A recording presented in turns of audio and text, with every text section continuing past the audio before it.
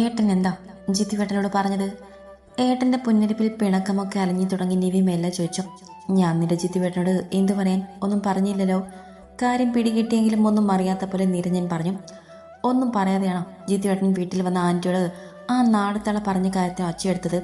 എന്നോടും രഞ്ജുവിനോട് പോലും ഈ നേരം വരെ ജിത്തിവേട്ടൻ മിണ്ടിയിട്ടില്ല, അറിയോ? രണ്ടു കാലം കൂടെ സെറ്റിലേക്ക് കയറ്റി വെച്ചിരുന്നിട്ട് ദേഷ്യത്തിൽ നിരഞ്ജനെ നോക്കിയവൾ. അതിപ്പോ ഞാൻ പറഞ്ഞതിൽ എന്താണ് കുഞ്ഞി തെറ്റായിട്ടുള്ളത്? ഇന്ന് വേദമോൾ എന്തോരം സങ്കടപ്പെട്ടാണ് വന്നതെന്ന് അറിയോ കുഞ്ഞി? അവളിനോട് ചോദിച്ചൊരു ചോദ്യമുണ്ട്. അമ്മ വേറെ ഒരാളെ കല്യാണം കഴിച്ചാൽ അമ്മ അയാളുടെ കൂടെ പോവില്ലേന്ന്. അപ്പോൾ എനിക്ക് അച്ഛനുമില്ല അമ്മയുമില്ലാതെ ആവില്ലേന്ന്. അവൾ തീരെ കുഞ്ഞല്ലേ കുഞ്ഞി. ആ മനസ്സ് ആ കാര്യം ആലോചിച്ച് എന്തോരം നൊന്തു പോയിട്ടുണ്ടാവും. നിരഞ്ജനെ ഇപ്പോഴും അത് ആലോചിക്കുമ്പോൾ പോലും ദേഷ്യം വരുന്നുണ്ടായിരുന്നു. ഏട്ടാ, അത് ആ തള്ള എന്തോ പറഞ്ഞ് വേദു കേട്ടുപോയതാണ്. ഏട്ടൻ്റെ മുഖം മാറിയത് കണ്ട് പരിങ്ങിലൂടെ നിവി പറഞ്ഞു. അതാണ് ഞാൻ അബിയോട് പറഞ്ഞത്, ഇതുപോലെയുള്ള വർത്തമാനം കുഞ്ഞുങ്ങൾ കേൾക്കെ പറയാൻ പാടില്ലെന്ന്.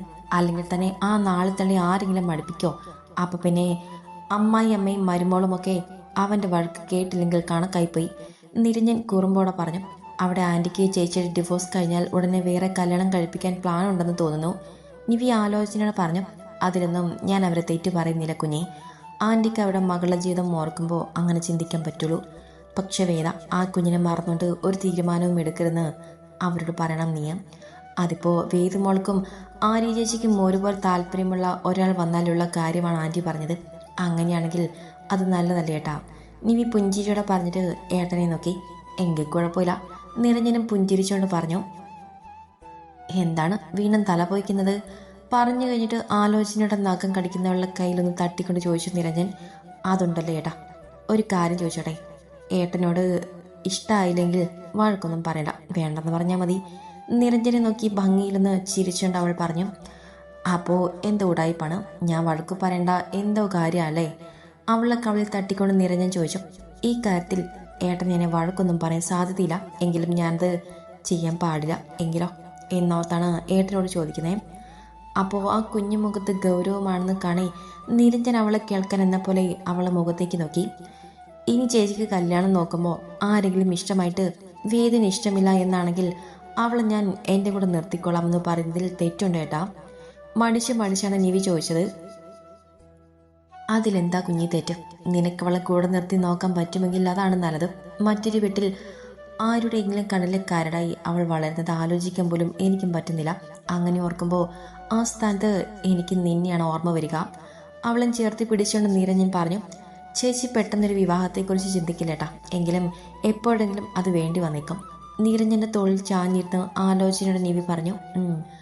ആ പറഞ്ഞതിന് നേരത്തുനിന്ന് മൂളുമ്പോഴും അവളെ തലയിൽ മൃദുവായും തഴുകുന്നുണ്ടായിരുന്നു നിരഞ്ജൻ. നിങ്ങൾക്ക് രണ്ടിനും ഇതിന് മാത്രം പറയാനുള്ള കാര്യങ്ങൾ എന്താണ് നിവി? ഇനിയും വന്നില്ലെങ്കിൽ വാതിലടച്ച് കിടക്കാമെന്ന് കരുതിയാണ് ഞാൻ. എനിക്കൊന്ന് ഉറങ്ങണ്ടേ? രാത്രി ആഹാരമൊക്കെ കഴിച്ച് ഒരുപാട് നേരം അഞ്ചിനോട് കാര്യം പറഞ്ഞിരുന്നിട്ട് ഇത്തിരി വായിക്ക് മുറിയിൽ കയറി വന്ന നിവിയോട് അഭി പറഞ്ഞു. ജിത്തുവേണ്ണ വാതിലടച്ച് കിടക്കാമായിരുന്നില്ലേ? എന്തിനാ എന്നൊക്കെ കാത്തിരിക്കുന്നേ? ഞാൻ 5 മിനിറ്റ് കൂടെ അവിടെ കിടന്നോളുമായിരുന്നല്ലോ. ഉച്ചത്തെ പിണക്കമുള്ളിൽ ബാക്കിയുള്ളത് കൊണ്ട് തന്നെ അല്പം മുഖം വീർപ്പിച്ചു തന്നെ പറഞ്ഞു നിവി. ഏട്ടൻ്റെ കുഞ്ഞിക്ക് എന്തു പറ്റി? ആകെ ഒരു മൂടപ്പ്. ഇച്ചിരി പിണക്കമുണ്ടെന്ന് മനസ്സിലായി. അതിൻ്റെ കാര്യം പിടികിട്ടില്ല. പറഞ്ഞിട്ട് എഴുന്നേറ്റ് ബാത്റൂമിലേക്ക് പോകാൻ തുനിഞ്ഞവളെ വിടാതെ പിടിച്ചു വെച്ചുകൊണ്ട് അഭി തിരക്കി. എനിക്കാരോടും പിണക്കമൊന്നുമില്ല. അവൻ്റെ കൈ തട്ടി മാറ്റി പറയുമ്പോൾ നിവിയുടെ മുഖം വീണ്ടും തന്നെ ഇരുന്നു. നിവി, നീ കാര്യം എന്തെന്ന് വെച്ച് പറയേ. അല്ലാതെ മനസ്സിൽ എന്തെങ്കിലും ദേഷ്യമോ സങ്കടമോ വെച്ച് പെരുമാറിയാൽ അതെന്തെന്ന് അറിയാൻ എനിക്ക് ദിവ്യ ദൃഷ്ടിയൊന്നുമില്ല. അവൾ കൈ തട്ടി മാറ്റിയപ്പോൾ അഭിക്കും ചെറുതായി ദേഷ്യം വന്നു. അവൻ്റെ മുഖം മാറിയത് കാണി നിവി ചെറിയൊരു പേടിയുടെ മുഖം കുനിച്ചു കളഞ്ഞു. നിവി, ഇവിടെ നോക്ക്. അവളുടെ മുഖത്തെ പേടി കാണി അഭി ദേഷ്യം അടക്കി പിടിച്ചുകൊണ്ട് മയത്തിൽ പറഞ്ഞു. നോക്കു നിവി. കുനിഞ്ഞിരുന്നവളുടെ കണ്ണ് നിറഞ്ഞ് കണ്ണുനീരെ കൈത്തണ്ടിൽ ഇറ്റി വീണതും അഭി ആ ഇരിപ്പിൽ നിന്നും അവളെ ചേർത്ത് പിടിച്ചുകൊണ്ട് പറഞ്ഞു. എന്തിനാ ഇപ്പം ഈ കണ്ണ് നിറച്ചത്? അവൻ ആ കണ്ണുനീരെ തൂത്ത് കളഞ്ഞിട്ട് ചോദിച്ചു. വഴക്ക് പറഞ്ഞോണ്ടല്ലേ? അവൻ്റെ കയ്യിൽ നിന്നും ഊർന്നു മാറാൻ നോക്കിയിട്ട് നിവി പറഞ്ഞു. ഇതിനാണ് ഞാനിപ്പോൾ ഒച്ച ഉയർത്തിയത്. അവളെ കുറിപ്പിച്ച് നോക്കിക്കണ്ട് അവൻ പറഞ്ഞു. അപ്പോൾ ഉച്ചയ്ക്ക് കൈ കുടഞ്ഞെറിഞ്ഞതോ ടേബിൾ തട്ടി എനിക്ക് വേദനിച്ചല്ലോ. ഇപ്പോഴും തടിച്ച് ചുവന്ന് കിടപ്പുണ്ട്. എൻ്റെ ഏട്ടനോട് പറഞ്ഞു കൊടുക്കേണ്ടതാണ്, പക്ഷേ പാവം തോന്നിയിട്ട് പറഞ്ഞില്ല. അതിനാണോ ഏട്ടൻ്റെ കുഞ്ഞി പിണങ്ങിയത്? അത് അപ്പോൾ തന്നെ പറയണ്ടേ? എവിടെ നോക്കട്ടെ? അവൻ ആ കൈ പിടിച്ചു നോക്കി. ശരിയാണ്, വെളുത്ത കൈ തണ്ടിൽ ചെറിയൊരു വീക്കവും ചുവപ്പ് നിറവുമുണ്ട്. പോട്ടെ, ജിത്തുവേട്ടൻ അപ്പോഴത്തെ ദേഷ്യത്തിൽ അറിയാതെ ചെയ്തു പോയതാണ്. അറിഞ്ഞുകൊണ്ട് ഞാൻ എൻ്റെ ഏട്ടൻ്റെ കുഞ്ഞെ വേദനിപ്പിക്കോ? അവളുടെ കയ്യിലെ വീങ്ങിയ ഭാഗത്ത് മൃദുവായി ചുണ്ടുകൾ ചേർത്തുകൊണ്ട് അവൻ പറഞ്ഞു. ഇങ്ങനെ ദേഷ്യം വരുന്നത് അത്ര നല്ല കാര്യമൊന്നുമല്ല. കുഞ്ഞൊരു കാര്യത്തിന് എന്തിനായിരുന്നു ജിത്തുവേട്ടൻ്റെ ദേഷ്യം? ആൻറ്റിക്ക് നല്ലോണം സങ്കടമായി. സമാധാനമായിട്ട് കാര്യം പറഞ്ഞാൽ പോരായിരുന്നോ? നിവി അവനെ നോക്കി കിറുവോടെ തിരക്കി. മതിയായിരുന്നു അല്ലേ? ഇനിയിപ്പോൾ എന്താ ചെയ്യുക? ചോദിച്ചുകൊണ്ട് അബി അവളെ പൊക്കിയെടുത്ത് മടിയിലിരുത്തി. എന്ത് ചെയ്യാൻ? നാളെ ആൻറ്റിയോട് ഒരു സോറി അങ്ങ് പറഞ്ഞേക്ക്. പാവല്ലേ, ഇന്ന് ഒത്തിരി സങ്കടപ്പെട്ടു. രാത്രി കഴിക്കാൻ വന്നിട്ടും ജിത്തുവേട്ടൻ്റെ മുഖം ഒരു കൊട്ടയ്ക്കുണ്ടായിരുന്നു. മടി ഏതും കൂടാതെ അവൻ്റെ നെഞ്ചിൽ തല ചേർത്ത് വെച്ചാണ് നിവി അത് പറഞ്ഞത്. എന്നാൽ പിന്നെ നാളെ രാവിലെ പോയി സോറി പറഞ്ഞേക്കാം. എൻ്റെ അമ്മ പാവല്ലേ. എനിക്കറിയാം. നേർത്തൊരു ചിരിയോടെ അവൾക്ക് അവൾ ചുണ്ടമർത്തിക്കൊണ്ടാണ് അബി പറഞ്ഞത്. ഇല്ല, ഞാൻ സമ്മതിക്കില്ല. രഞ്ജുവിനെ പിരിയാനോ? അതിനാണോ ഞാനിതൊക്കെ ചെയ്തു കൂട്ടിയത്? ഞാനിതിൽ ഒപ്പിടില്ല. എന്നോട് എങ്ങനെ ഒരു കാര്യം പറയാൻ തോന്നിയ അമ്മയ്ക്ക്? ആർത്ത് വിളിച്ച് കരഞ്ഞുകൊണ്ട് കയ്യിലിരുന്ന ഡിവോഴ്സ് നോട്ടീസ് വലിച്ചെറിഞ്ഞുകൊണ്ട് ലക്ഷ്മി. നീ ഒപ്പിട്ടാലേ അല്ലെങ്കിലും ഒട്ടും താമസമില്ലാതെ അവന് ഡിവോഴ്സ് അനുവദിച്ച് കിട്ടും. അവളുടെ ആ ചെയ്തിയിൽ വാ പൊത്തിപ്പിടിച്ചെന്ന് കരയുന്ന മാലതി ഒന്ന് നോക്കിയിട്ട് വേണു രോക്ഷത്തോടെ ലക്ഷ്മിയോട് പറഞ്ഞു. ഞാൻ സമ്മതിക്കില്ല, ഒപ്പിടില്ല. പിന്നെങ്ങനെ ഡിവോഴ്സ് കിട്ടും? ജീവനോടെ എന്നെ പിരിഞ്ഞു പോകാൻ ഞാൻ അനുവദിക്കില്ല രഞ്ജുവിനെ. എഴുന്നേൽക്കാൻ ശ്രമിച്ചുകൊണ്ട് അവളൊരു ഭ്രാന്തിയെ പോലെ പുലമ്പി. ഈ കിടപ്പിൽ കിടന്ന് നീ അവനെ കൊന്നു കളയുമെന്നാണോ പറഞ്ഞു വരുന്നത്? ചോദിച്ചുകൊണ്ട് പുച്ഛത്തോടെ അയാൾ അവളെ നോക്കി. വേണ്ടി വന്ന കൊല്ലും. എനിക്കൊപ്പം അല്ലാതെ രഞ്ജു ജീവിക്കുന്നത് എനിക്കും സഹിക്കില്ല. അവൻ എൻ്റെയാണ്, എൻ്റേത് മാത്രം. അതിനു വേണ്ടിയാണ് ഞാൻ ഇതൊക്കെ ചെയ്തു കൂട്ടിയത്. അവൾ പറയുന്ന കേൾക്കെ അതൊക്കെ കേട്ട് കൈ കിട്ടി നിൽക്കുന്ന ഭർത്താവിനെ പകപ്പോടെ നോക്കി മാലതി.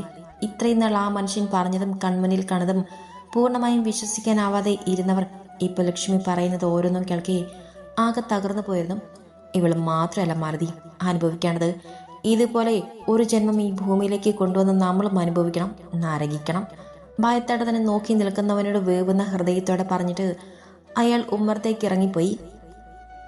കടുത്ത മുഖത്തോടെ കിടക്കുന്ന ലക്ഷ്മി വീർപ്പോടെ നോക്കിയിട്ട് അയാൾക്ക് പിന്നാലെ ഇറങ്ങി ചെന്നു മാലതി. ഇപ്പം നിനക്ക് എന്ത് തോന്നും മാലതി? എല്ലാം എൻ്റെ സംശയങ്ങളാണെന്നോ അതോ നിന്റെ മോൾക്ക് മനോരോഗമാണെന്നോ? അതുമല്ല നിരഞ്ജനും അവൻ്റെ അനിയത്തിക്കൊച്ചും ചേർന്ന് നിന്റെ മകളെ ഒഴിവാക്കാൻ നോക്കിയതാണെന്നോ? ആദ്യമായി ലക്ഷ്മിയുടെ ചതിയെന്ന് ആ ജ്വല്ലറിയിൽ വെച്ച് അറിഞ്ഞപ്പോൾ പോലീസ് കേസാകാതെ നിരഞ്ജൻ പിന്മാറിയതിന് കാരണമായി ഒരു സംശയം പോലെ ഇതൊക്കെ മാലതി തന്നെ അയാളോട് പറഞ്ഞതാണ്. അന്ന് അയാളത് തിരികെ ചോദിക്കുമ്പോൾ മറുപടിയില്ലാതെ കണ്ണീർ ഒഴുക്കിന്ന് പോയി അവർ. ഞാൻ പ്രസവിച്ച് വളർത്തിയവൾ ഇത്രയും ക്രൂരയാണെന്ന് ഞാൻ എങ്ങനെ വിശ്വസിക്കും വേണുവേട്ട? ഇനി നമ്മൾ എന്ത് ചെയ്യും? ഈ കിടപ്പിൽ നിന്ന് അവൾ എഴുന്നേറ്റാൽ വീണ്ടും മതങ്ങളെ ഉപദ്രവിക്കാൻ പോകുമോ എന്ന് എനിക്ക് നല്ല പേടിയുണ്ട്. കണ്ണ് തുടച്ചുകൊണ്ട് അവർ അയാളോട് പറഞ്ഞു. നമ്മളാണ് മാലതിക്ക് തെറ്റുകാർ. അവളെ നല്ലത് ചൊല്ലി വളർത്തിയില്ല നമ്മൾ. പണ്ട് അവൾ കുഞ്ഞായിരിക്കുമ്പോൾ തന്നെ ആഗ്രഹിച്ചു നേടാൻ കരഞ്ഞും പട്ടിണി കിടന്നും നമ്മളെ കൊണ്ട് അത് നേടിയെടുത്ത് വളർന്നപ്പോഴും അവൾ മാറ്റമില്ലാതെ അത് തന്നെ തുടർന്നു. ഇന്ന് ഈ കിടപ്പിലും ചെയ്തു പോയ തെറ്റുകൾക്ക് യാതൊരു കുറ്റബോധവും അവളിലില്ല. ഇനി ഒരു വഴിയുള്ളൂ, അത് അവസാനത്തെ വഴിയാണ്. ആ വഴി ഞാൻ തിരഞ്ഞെടുക്കുമ്പോൾ എങ്കിലും നീ എൻ്റെ കൂടെ നിൽക്കുമെന്ന് ഞാൻ കരുതിക്കോട്ടെ. ഹൃദയം പടഞ്ഞ് നോവുന്നോടെ അയാൾ ചോദിച്ചു കേട്ട് ചുമരോട് ചാരിയിരുന്ന കണ്ണുനീർ വാർത്ത മാലതി കാര്യം എന്തെന്ന് മനസ്സിലായില്ലെങ്കിലും സമ്മതം പോലെ തലയാട്ടി. അത് കണ്ട് കണ്ണുകൾ കുറക്കെ അടച്ച അയാളുടെ കണ്ണിൽ നിന്നും കണ്ണുനീർ കവളിലൂടെ ഒഴുകിയിറങ്ങി ആ നരച്ച താടിക്കുള്ളിൽ ഒളിച്ചു. അപ്പോൾ ഉടനെ അവളെ ആ ദുഷ്ടയെ അറസ്റ്റ് ചെയ്യുമോ ജിത്തുവേട്ട? അവൾ മോഹിച്ചൊന്നും നടക്കാതെ ജയിലിൽ കിടക്കണം, അവിടെ കിടന്ന് നരകിക്കണം. എന്നാലേ എൻ്റെ അച്ഛൻ്റെയും അമ്മയുടെയും ആത്മാവിന് ശാന്തി കിട്ടും. നിരഞ്ജൻ്റെ അച്ഛനെയും അമ്മയും കൊല്ലാൻ കൊട്ടേഷൻ കൊടുത്ത ഷാജി തമിഴ്നാട്ടിൽ നിന്ന് പിടികൂടിയെന്ന് അറിഞ്ഞത് നിവിയോട് പറഞ്ഞതും അവൾ പറഞ്ഞതായിരുന്നു അത്. പിന്നെ അറസ്റ്റ് ചെയ്യാതെ അയാൾ അറസ്റ്റ് ചെയ്താലും അയാൾ അവൾക്ക് വേണ്ടി കുറ്റം ചെയ്ത് സമ്മതിച്ചത് മാത്രമല്ല, അവൾക്കെതിരായ തെളിവുകൾ സ്വത്തുക്കൾ തട്ടിയെടുക്കാൻ നോക്കിയതും നയനയോട് അവൾ പറഞ്ഞതൊക്കെ റെക്കോർഡ് ചെയ്ത അന്വേഷണ ഉദ്യോഗസ്ഥനെ ഏൽപ്പിച്ചിട്ടുണ്ട് അളിയൻ. അതിൽ നിവിയെ ഉപദ്രവിക്കുമെന്ന് ലക്ഷ്മി പറഞ്ഞ ഭാഗം എത്തിയപ്പോൾ അവളെ ആ നിമിഷം കൊല്ലാനുള്ള വെറിയുടെ ചാടി ഇറങ്ങിപ്പോകാൻ പോയ നിരഞ്ജനെ പിടിച്ചു നിർത്തിയ പാടോർത്തുകൊണ്ട് അഭി പറഞ്ഞു. അവളെ വെറുതെ വിടരുത് എന്ന് പോലീസിനോട് പറയണ ജിത്തുവേട്ട. എനിക്ക് പോലീസിനെ പേടിയായിക്കൊണ്ട, അല്ലെങ്കിൽ ഞാൻ വന്ന് പറഞ്ഞനെ. നിയമം അനുശാസിക്കുന്ന ഏറ്റവും വലിയ ശിക്ഷ തന്നെ അവൾക്ക് കിട്ടണം. എൻ്റെ അമ്മയും അച്ഛനെയും അവളെന്നെ സ്നേഹിക്കും പോലെയാണ് സ്നേഹിച്ചത്. ആ പൊട്ടിയായി ഞാനോ എൻ്റെ അമ്മയെപ്പോലെയാണ് അവളെ കണ്ടത്. എൻ്റെ ഏട്ടന് ജീവനായിരുന്നു അവൾ. എന്നിട്ട് എല്ലാവരെയും ഒരുപോലെ ചതിച്ചു, വിശ്വാസവഞ്ചന കാണിച്ചു. എങ്ങനെ തോന്നി അവൾക്ക് അവരെ കൊന്നുകളയാൻ? എൻ്റെ പാവമേട്ടൻ എന്തോരം വേദന സഹിച്ചെന്നറിയോ? ഇതിനെല്ലാം ചേർത്ത് അവൾ അനുഭവിക്കണം. അതെനിക്കും എൻ്റെ ഏട്ടനും കണ്ണും മനസ്സും നിറച്ച് കാണണം. കിതപ്പോടെ കണ്ണുനീരോടെ അമ്മയുടെ ചുമലിൽ മുഖം ചായച്ചു വെച്ചുകൊണ്ട് പറഞ്ഞു നിവി. അബി അവളെ ഇടത് കൈകളും നെഞ്ചിലേക്ക് ചേർത്ത് പൊതിഞ്ഞു പിടിച്ചുകൊണ്ട് ആ മുഖത്ത് തഴുകി പരന്ന കണ്ണുനീർ തുടച്ചു മാറ്റിക്കൊണ്ട് വിളിച്ചു. അവൾ നേർമയിലൊന്ന് മൂളി. അവൾ തീർച്ചയായും ഉടനെ അറസ്റ്റ് ചെയ്യും. അവൾക്ക് അർഹിക്കുന്ന ശിക്ഷ കിട്ടണം എന്നാണ് നമ്മുടെ ആഗ്രഹം. പക്ഷേ അവൾ ഇപ്പോഴത്തെ ഹെൽത്ത് കണ്ടീഷൻ വെച്ച് കോടതിയിൽ നിന്ന് പോലീസ് സെക്യൂരിറ്റിയിൽ ഏതെങ്കിലും ഹോസ്പിറ്റലാവും മാറ്റുക. നടക്കാൻ സാധ്യതയുള്ള കാര്യം മെല്ലെ അവളെ പറഞ്ഞ് മനസ്സിലാക്കാൻ ശ്രമിക്കവേ. അപ്പോൾ അവൾ ജയിലിൽ കൊണ്ടുപോകില്ലേ? അവനിൽ നിന്ന് മടന്ന് മാറിക്കൊണ്ട് അവൾ തിരക്കി. അവളുടെ ഇപ്പോഴത്തെ അവസ്ഥ വെച്ച് അത് നടക്കില്ല. ആരോഗ്യം ശരിയായി വരുമ്പോൾ അവർ ജയിലിലേക്ക് മാറ്റും. അപ്പോഴേക്കും അവൾ ജാമ്യമെടുത്ത് പുറത്തേക്ക് വരാനായിട്ടുണ്ടാകും. അവളുടെ കവിളിൽ കൈ ചേർത്ത് വെച്ചുകൊണ്ട് പറഞ്ഞു അബി. ചുരുക്കി പറഞ്ഞ ഈ അറസ്റ്റ് കൊണ്ട് ഞങ്ങളുടെ നെഞ്ചിൽ തീ അണയില്ല അല്ലേ ജിത്തുവേട്ട? അവൾ വീണ്ടും ഹോസ്പിറ്റലിൽ സുഖവാസത്തിലാകും. നമ്മുടെ നിയമം അങ്ങനെയൊക്കെയല്ലേ നിവി? ഇപ്പം എന്തായാലും കുറച്ച് മാസങ്ങൾ അവൾക്ക് എഴുന്നേറ്റ് നടക്കാനൊന്നും പറ്റില്ല. ആ കിടപ്പ് തന്നെ കിടക്കുമെന്നാണ് അറിഞ്ഞത്. എന്തായാലും വരുന്നിടത്ത് വെച്ച് നമുക്ക് കാണാടി. അവളെ ആശ്വസിപ്പിച്ചുകൊണ്ട് അബി പറഞ്ഞെങ്കിലും നിവിക്ക് സങ്കടം തന്നെയായിരുന്നു. അതെ, ആ ലക്ഷ്മി അല്ലായിരുന്നു അന്നും ഇന്നും ഏട്ടന് ജീവൻ. ഈ കുഞ്ഞ് മാത്രമാണ് ആ മനുഷ്യന് ജീവൻ. അവളുടെ ആ വിഷമം മാറ്റാനെന്നോണം അവളുടെ കവളിൽ ചുണ്ടു ചേർത്തുകൊണ്ട് അബി പറഞ്ഞതും അതുവരെ സങ്കടം നിറഞ്ഞ ആ കണ്ണുകളിൽ നേർത്തൊരു തെളിച്ചം വീണു. അത് കണ്ട് അബിയുടെ മനസ്സും തെല്ലെന്ന് തണുത്തു. ലജു, ഈ കഞ്ഞി കുടിക്ക്. ഉച്ചയ്ക്കൊന്നും കഴിച്ചില്ലല്ലോ. 7 മണിയുടെ അടുപ്പിച്ച് മാലതി ഒരു പ്ലേറ്റിൽ കഞ്ഞിയും ചമ്മന്തിയും പപ്പടവും ടേബിൾ വെച്ചുകൊണ്ട് വിളിച്ചു. എനിക്കൊന്നും വേണ്ട, മുഖം തിരിച്ചുകൊണ്ട് അവൾ പറഞ്ഞു. ഇത് കഴിക്കാതെ നീ ഇങ്ങനെ മരുന്ന് കഴിക്കും? ഉറങ്ങാനും വേദനയ്ക്കുള്ള മരുന്നും കഴിക്കാതെ രാത്രി നിനക്ക് ഉറങ്ങാൻ പറ്റുമോ? അവർ അവൾക്ക് അടുത്തേക്ക് ഇരുന്ന് പ്ലേറ്റ് കയ്യിലെടുത്തുകൊണ്ട് പറഞ്ഞു. നാളെ അമ്മ രഞ്ജുവിനെന്ന് കാണാൻ പോകുമോ? എനിക്ക് അവനെന്ന് കാണണം. എൻ്റെ അവസ്ഥ പറഞ്ഞാൽ അവൻ വരും. എനിക്ക് അവൻ നഷ്ടമാകുന്നത് ചിന്തിക്കാൻ പോലും വയ്യ. ജീവിച്ചാലും മരിച്ചാലും രഞ്ജു എനിക്കൊപ്പം വേണമ്മ. അമ്മയെങ്കിലും എന്നെ ഒന്ന് മനസ്സിലാക്ക്. ലക്ഷ്മി ദയനീയമായി പറഞ്ഞിട്ട് അവരെ നോക്കി. ഇപ്പം നീ കഞ്ഞി കുടിച്ച് മരുന്നും കഴിച്ച് സുഖമായിട്ട് ഉറങ്ങിക്കോ. നാളെ രഞ്ജു നിന്നെ കാണാൻ വരും. കഞ്ഞിയും ചമ്മന്തിയും കൊട്ടി ചേർത്ത് സ്പൂണിൽ കോരി അവളുടെ വായിലേക്ക് വെച്ചു കൊടുക്കുമ്പോൾ നനവുറുന്ന കണ്ണുകളോടെ അവർ പറഞ്ഞു. ഉറപ്പാണോ? അമ്മ പോകുമല്ലോ അല്ലേ? അവർ പറഞ്ഞത് വിശ്വാസം ഇല്ലാതെ വീണ്ടും ലക്ഷ്മി ചോദിച്ചു. അവൻ വരും, ഉറപ്പായും വരും. കഞ്ഞി മുഴുവൻ കുടിപ്പിച്ച് കഴിഞ്ഞ് അവളുടെ വായും കഴുകിച്ച് മരുന്നും എടുത്തു കൊടുത്ത് കഴിപ്പിക്കുമ്പോൾ അവർ ഉറപ്പോടെ പറഞ്ഞു. മരുന്ന് കഴിച്ചതുകൊണ്ട് തന്നെ മാടി അടഞ്ഞു പോകുന്ന കണ്ണുകൾ തുറന്ന മാസങ്ങൾക്ക് ശേഷം അവർ നോക്കിയൊന്ന് ചിരിച്ചു ലക്ഷ്മി. ഉറങ്ങിക്കോ. അവളുടെ തലയിൽ തലോടി നെറ്റിയിൽ ചുണ്ടു ചേർത്ത് പുതപ്പിച്ച് കിടത്തിയിട്ട് ആ മുറയ്ക്ക് പുറത്തേക്ക് ഇറങ്ങി വരുമ്പോൾ അവരുടെ മുഖവും അവരുടെ ആ ചെയ്തികളൊക്കെ നോക്കി നിൽക്കുകയായിരുന്ന വേണുവിൻ്റെ മുഖവും മരിച്ചവരുടേതുപോലെ വിളറി വെളുത്തിരുന്നു. രാത്രി രഞ്ജി വീട്ടിൽ വരുമ്പോൾ പതിവ് ഉമ്മർത്ത് തന്നെ ഉണ്ടായിരുന്നു ശാരദാമ്മ. എൻ്റെ ശാരദാമ്മേ, ഈ ഉമ്മർത്ത് ഒറ്റയ്ക്ക് വന്നിരിക്കുന്ന നേരത്ത് ആ ടി വി വെച്ച് കാണാൻ പാടില്ലായിരുന്നു. ഈ നേരത്തല്ലേ ബിഗ് ബോസ് നടക്കുന്നത്? കാർ ഒതുക്കി പോർച്ചിലേക്ക് കയറ്റിയിട്ടിട്ട് ബാഗും കവറും ഒക്കെ എടുത്ത് അകത്തേക്ക് കയറി കവർ അവർ ഏൽപ്പിച്ചുകൊണ്ട് ചീരിയോടെ നിരഞ്ജൻ പറഞ്ഞു. എനിക്ക് ആ പരിപാടി അത്ര ഇഷ്ടമല്ല മോനെ. പിന്നെ എനിക്ക് അങ്ങനെ പേടിയൊന്നുമില്ല കേട്ടോ, ഒറ്റയ്ക്ക് ഇവിടെ ഇങ്ങനെ ഇരിക്കാൻ. കവർ കയ്യിൽ വാങ്ങി പിടിച്ചിട്ട് അവർ പറഞ്ഞു. പേടിയില്ലെങ്കിൽ കുഴപ്പമില്ലെന്നേ. ഞാൻ വരുമ്പോൾ എന്നെ കാത്ത് ശാരദാമ്മ ഇങ്ങനെ ഇരിക്കുന്നത് എനിക്ക് സന്തോഷമാണ്. അതുപോലെ ഇന്ന് കണ്ടപ്പോൾ എനിക്ക് എൻ്റെ സുമാമ്മയാണ് തോന്നിയത്. ചീരിയോടെ നിരഞ്ജൻ പറഞ്ഞതെങ്കിലും അവൻ്റെ കണ്ണുകൾ ഈറനായിരുന്നു. എന്തിനാ മോനെ സങ്കടപ്പെടുന്നേ? നിന്റെ അമ്മ ഏട്ടനെ കാണാൻ നിനക്ക് നാണക്കെട്ടില്ലെങ്കിൽ അങ്ങനെ തന്നെ കണ്ടാൽ മതി. എനിക്ക് നീ എൻ്റെ മകൻ തന്നെയാണ്. വെറുതെ ഓരോന്നും മൊത്തം മനസ്സ് വിഷമിപ്പിക്കാതെ ചെന്ന് കുളിച്ചിട്ട് വന്ന് ആഹാരം കഴിക്കാൻ നോക്ക്. നീരജിൻ്റെ കയ്യിൽ പിടിച്ചു പറഞ്ഞിട്ട് ആ കവറുമായി അടുക്കളയിലേക്ക് നടക്കുമ്പോൾ അവർക്കും സങ്കടം വരുന്നുണ്ടായിരുന്നു. ഏട്ടാ. ഉമ്മർപ്പടിയിൽ ശാരദമ്മ കൊടുത്ത ചായയും മോന്തി പേപ്പർ നോക്കിയിരുന്ന നിരഞ്ജൻ ആ നിലവിളി കേട്ട് ഞെട്ടി മുഖമുയർത്തി നോക്കി. അബിയുടെ ബൈക്കിന് പിന്നിൽ നിന്ന് തന്നെ വിളിച്ചുകൊണ്ട് ഇറങ്ങി ഓടി വരുന്നവളെ കാണാൻ നിരഞ്ജൻ ഇരുന്നിടത്തുനിന്നും ചാടി എഴുന്നേറ്റു. എന്താ കുഞ്ഞി, എന്താടാ? ഏട്ടൻ്റെ കുട്ടിക്ക് തന്നെ നെഞ്ചിലേക്ക് ആറ് തലച്ച് വീണവളെ പൊതിഞ്ഞ് പിടിച്ചുകൊണ്ട് പിടയുന്ന നെഞ്ചോടെ നിരഞ്ജൻ തിരക്കി. അവളുടെ വിളിയും നിരഞ്ജൻ്റെ ചോദ്യവും ഒക്കെ കേട്ടാകത്തുനിന്നും ശാരദാമ്മയും വെപ്രാളത്തോടെ അങ്ങോട്ട് വന്നു. അവളുടെ കരച്ചിൽ കാണേ അബിയും ഒന്ന് വിരണ്ടു. കുഞ്ഞി, കാര്യം പറയേ, എന്താ എൻ്റെ കുട്ടിക്ക്? എന്താ അബി, എന്തുണ്ടായി? എൻ്റെ കുഞ്ഞ് എന്തിനാ ഇങ്ങനെ കരയുന്നത്? ഏട്ടൻ്റെ ചോദ്യവും പാരച്ചിലുമൊക്കെ കാണുമെങ്കിലും നിവിക്ക് എന്തെങ്കിലും പറയാൻ ശ്വാസം കിട്ടുന്നുണ്ടായിരുന്നില്ല. അവൾ തന്നെ കാര്യം പറയും, അവളെ ടെൻഷൻ ആവണ്ട. അവളുടെ ഏങ്ങൽ അടിച്ചുള്ള കരച്ചിൽ കാണാൻ നിരഞ്ജൻ്റെ കണ്ണുകൾ നിറഞ്ഞുപോയി. കുഞ്ഞി, മതിയാക്കും മോളെ, അബി കയറി വാ. ആദ്യം നിവിയോടും പിന്നെ അബിയോടുമായി പറഞ്ഞിട്ട് അവളെ അങ്ങനെ തന്നെ പൊതിഞ്ഞു പിടിച്ച് ഉയർത്തിയെടുത്ത് ഹാളിൽ വന്ന് ഇരുന്നു നിരഞ്ജൻ. കുഞ്ഞി, നീ കാര്യം പറയേ, ഏട്ടന് ദേഷ്യം വരുന്നുണ്ട്. നിരഞ്ജൻ അവളുടെ മുഖം പിടിച്ച് ഉയർത്തിക്കൊണ്ട് പറഞ്ഞു. ഏട്ടാ, അവള് ചത്തുവെന്ന്. നമ്മുടെ അച്ഛനെയും അമ്മയും കൊന്നു കളഞ്ഞില്ലേ? എൻ്റെ ഏട്ടനെ ഒരുപാട് വേദനിപ്പിച്ചില്ലേ? നമ്മളെ ഷോപ്പുകളും സ്വർണവും സ്വത്തും ഒക്കെ തട്ടിയെടുക്കാൻ നോക്കിയില്ലേ? ആ അവളും അവളുടെ അച്ഛനും അമ്മയും ഒക്കെ ചത്തുപോയെന്ന് നിവി വിങ്ങി വിങ്ങി കരഞ്ഞുകൊണ്ടാണ് പറഞ്ഞത്. അവൾ ചത്തതാണോ നീ കരഞ്ഞെന്തിൽ വിളിച്ചത്? എൻ്റെ കുഞ്ഞി, ആരാ പറഞ്ഞതിപ്പോൾ ഇതൊക്കെ? നിരഞ്ജൻ അവളൊക്കെ തുടച്ചു കൊടുത്തിട്ട് ചോദിച്ചു. സച്ചിയാണ് അളിയാ പറഞ്ഞത്. അവൻ ഓട്ടം പോയി പറഞ്ഞതാണ്. രാവിലെ വിവേക് വരുമ്പോൾ 3 ആളും മരിച്ചെടുക്കുകയായിരുന്നെന്ന്. വിഷം കഴിച്ചിരുന്നുവെന്നോ കയ്യിലെ വെയിൻ കട്ട് ചെയ്തെന്നോ ഒക്കെ പറഞ്ഞു കേൾക്കുന്നു. അപ്പി അറിഞ്ഞ കാര്യം അതേപടി പറഞ്ഞു. അതിനാണ് കുഞ്ഞ് നീ കരഞ്ഞത്?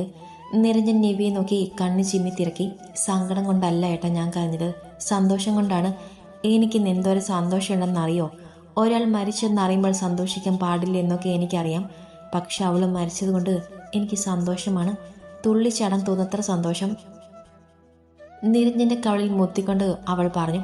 ഏട്ടനറിയാം ഏട്ടൻ്റെ കുഞ്ഞിയുടെ മനസ്സ് എന്താണെന്നും ഏട്ടനൊരു കൊലയാളി അവധ രക്ഷപ്പെട്ടെന്ന് ഓർത്തതല്ലേ എൻ്റെ കുഞ്ഞിക്ക് സന്തോഷം. അവളുടെ നെറുകയിൽ ചുണ്ട് ചേർത്ത് നിരഞ്ജൻ പറഞ്ഞതും മുള ചീന്തും പോലെ പൊട്ടിക്കരഞ്ഞു പോയി നിവി. ശബ്ദം കേൾപ്പിച്ചില്ലെങ്കിലും നിരഞ്ജനും കരയുക തന്നെയായിരുന്നു. എനിക്ക് എൻ്റെ ഏട്ടനെ വേണം. എൻ്റെ ഏട്ടൻ സന്തോഷമായിട്ട് ജീവിക്കുന്നത് കാണണം. ഒരു ചതിയത്തെ കൊന്നിട്ട് ഏട്ടൻ ജയിലിൽ പോകേണ്ടി വന്നാൽ പിന്നെ ഞാൻ അങ്ങനെ സഹിക്കും? അത് അങ്ങനെ ഒന്നും ഉണ്ടാവില്ലെന്ന് എന്തോരം പ്രാർത്ഥിച്ചിട്ടുണ്ടെന്നറിയോ? നിരഞ്ജൻ്റെ മുഖം 2 കൈകൊണ്ടും പൊതിഞ്ഞ് പിടിച്ചുകൊണ്ട് അവനെ നോക്കി വിങ്ങലോടെ പറഞ്ഞു നിവി. നിരഞ്ജൻ അവളെ സങ്കടം കാണി നെഞ്ചി പിടയുന്ന നോവോടെ അവളെ പൊതിഞ്ഞു പിടിച്ചു. മോളുടെ പ്രാർത്ഥന സത്യസന്ധമായിരുന്നു. അതുകൊണ്ടാണ് ദൈവം അത് നടത്തി തന്നത്. അതിന് ദൈവത്തോട് നന്ദി പറയണം, അല്ലാതെ ഇങ്ങനെ കരയുകയാണോ വേണ്ടത്? ആ സഹോദരങ്ങളിൽ പരസ്പര സ്നേഹം കാണി നിറഞ്ഞു പോയി കണ്ണുകൾ ഒപ്പിക്കൊണ്ട് ശാരദാമ്മ പറഞ്ഞു. ഞാൻ ഇനി കരയൂല. കണ്ണും മുഖവും അമർത്തി തുടച്ച് 3 ആളെയും മാറി മാറി നോക്കി നേർത്തൊരു ചീരിയോടെ നിവി പറഞ്ഞു. നിരഞ്ജൻ അവളുടെ മുഖത്തെ ചിരിയിലേക്കും വാത്സല്യത്തോടെ നോക്കിയപ്പോൾ പ്രണയം നിറഞ്ഞ കണ്ണുകളോടെ അവളെ ഒന്ന് പൊതിഞ്ഞു പിടിച്ച് ആ പ്രണയം അവൾക്ക് പകർന്നു കൊടുക്കാനുള്ള കൊതിയായി ആഗ്രഹത്തോടെ അവൾ നോക്കിയിരുന്നു അവയെ.